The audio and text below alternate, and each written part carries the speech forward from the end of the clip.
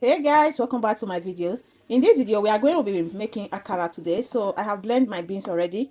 You don't have to let water to be much when you are blending your beans, okay? Just add a little water. Are you seeing the thickness? So this is how your akara need to thick, rich. They don't need to be so watery, so like this is okay, is enough. You don't need to add any water to it again, okay?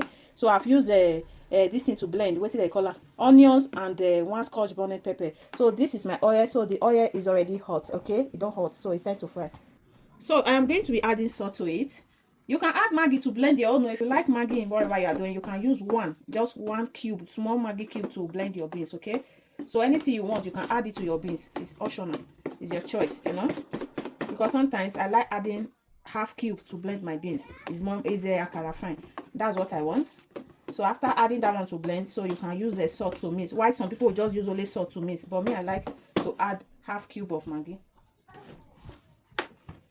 The salt is not enough. We just need a little salt. I'm just trying to mix it very well because of the salt that I add.